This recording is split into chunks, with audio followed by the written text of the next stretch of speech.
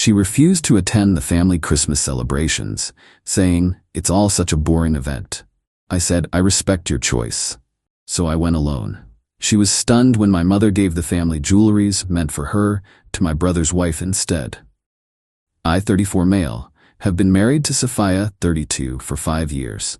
My family does Christmas big, not expensive big, but tradition big. We're talking 3 days at my parents' farmhouse, cookie decorating competitions, white elephant gifts, board game tournaments, the whole 9 yards. Same traditions for 30+ years. Sophia attended exactly twice. First year dating, she was all smiles. Second year, she complained the entire drive home. After we married, she started finding excuses. Work emergency, sudden flu, her mom needed her. I covered for her every time. This year, she didn't even pretend. "I'm not going to your family's Christmas thing," she announced in November. "Okay, why?"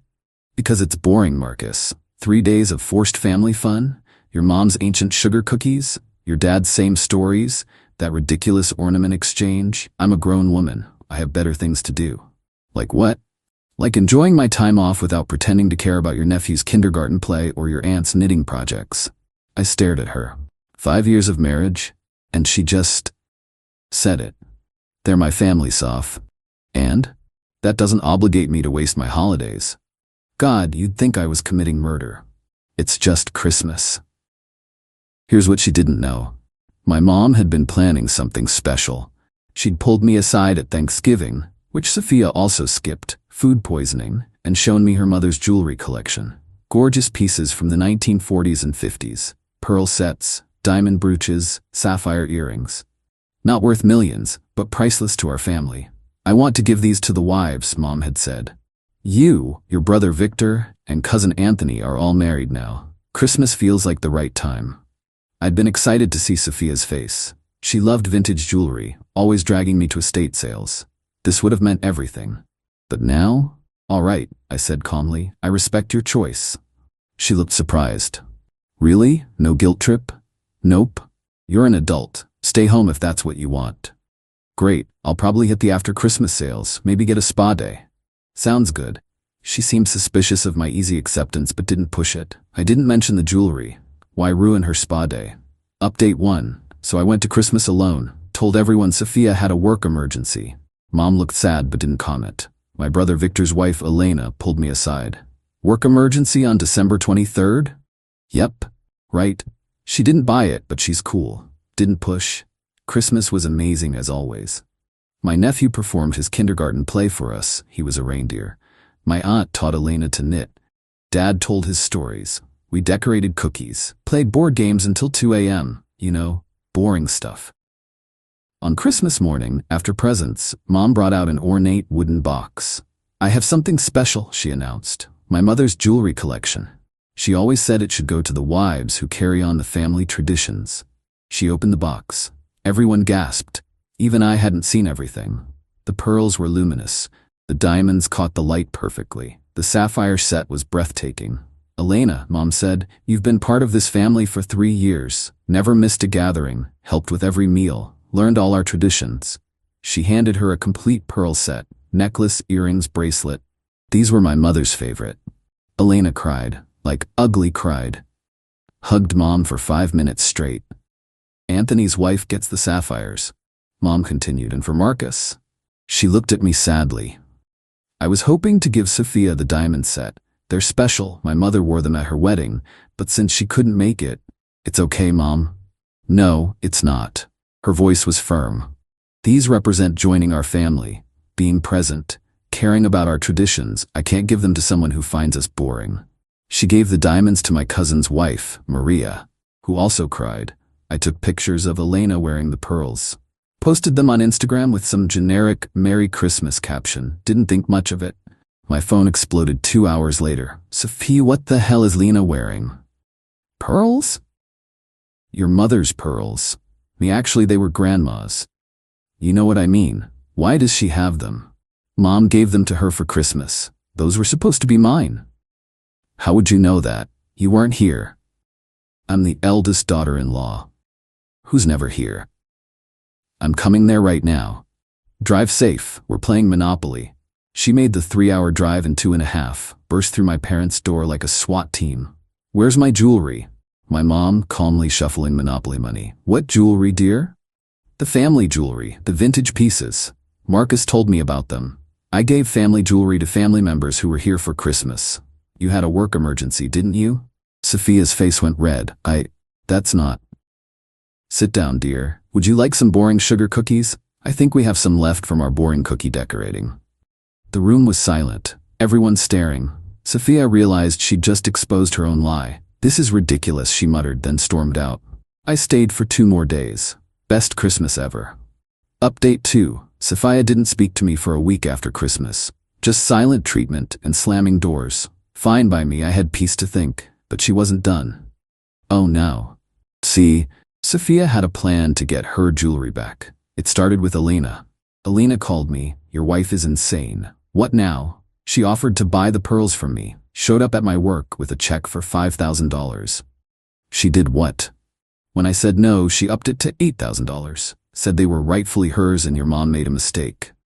Please tell me you didn't. Of course not. But Marcus, she wouldn't leave. Security had to escort her out. She kept screaming about family hierarchy and seniority. Then Maria called. Same story with the diamonds. Sophia had ambushed her at school pickup, waving a check, demanding her jewelry. Other parents started filming. It went viral in our town's Facebook group.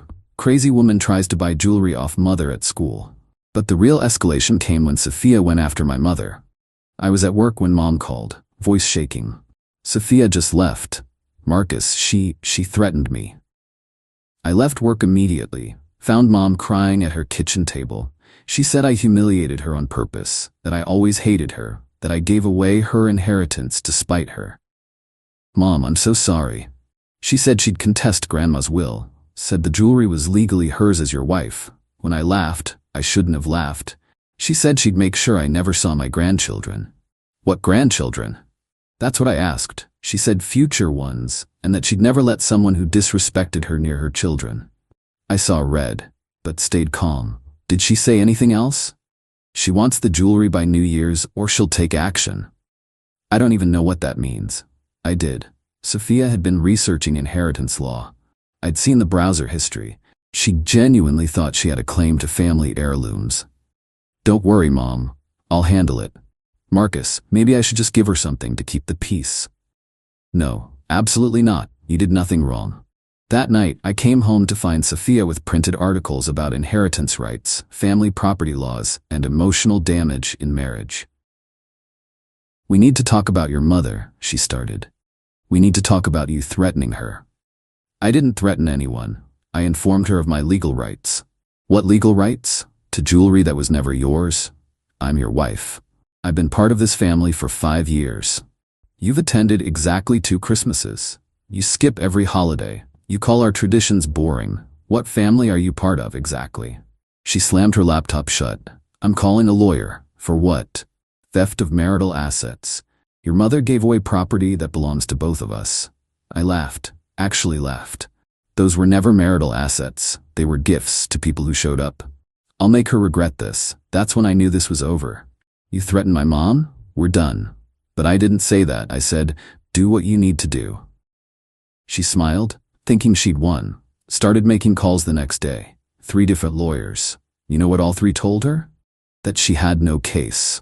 Gifts given to others aren't marital property. Family heirlooms given before inheritance aren't subject to divorce division. She was furious, but not defeated.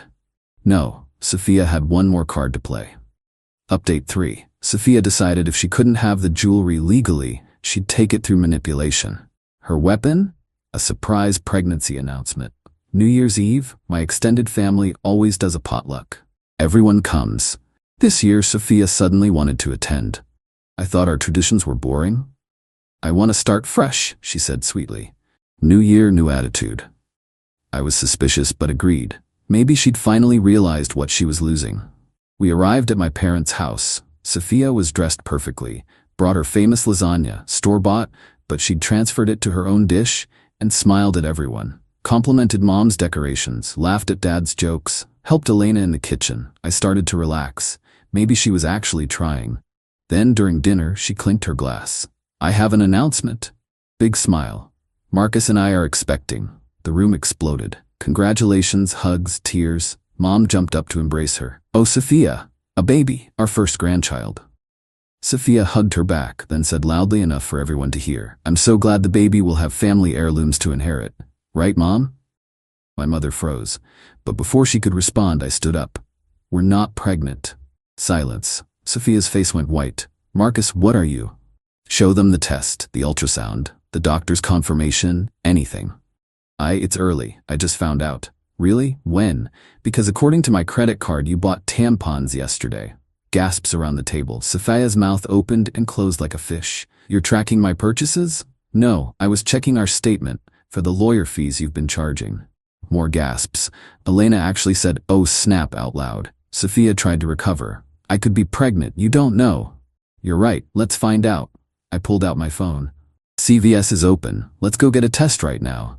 Prove it to everyone. That's insulting. What's insulting is lying about a baby to manipulate my mother into giving you jewelry. The room was dead silent. Sophia looked around for support. Found none. This family is toxic, she spat. You all worship traditions and things instead of people. No, my dad spoke up. We treasure family who treasures us. You've made it clear that's not you. Sophia grabbed her purse and stormed out. I didn't follow. Just sat back down and asked Elena to pass the potatoes.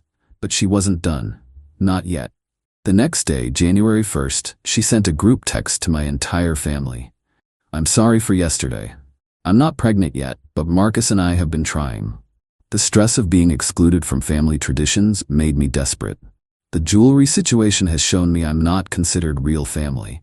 I've been nothing but supportive of Marcus and this family. I deserve better. My cousin Anthony responded first. Supportive? You told me my wedding was tacky. Maria, you said our Christmas traditions were for children and idiots. Elena, you offered me $8 for pearls that are priceless to this family. Victor, you called my son's kindergarten play torture. The receipts started flooding in. Screenshots of texts where Sophia mocked our family, voice memos of her complaining, even a video Elena had of Sophia at their wedding saying, I give them 2 years tops. Mom ended it with, you weren't excluded, Sophia. You excluded yourself. The jewelry went to women who chose to be here. Sophia tried damage control, called people individually, cried, blamed me for poisoning them against her. No one bought it. Final update. By mid-January, Sophia was in full panic mode. Her scheme had backfired spectacularly. The family she'd dismissed as boring had completely cut her off. No invites to Sunday dinners, no texts in the family group chat.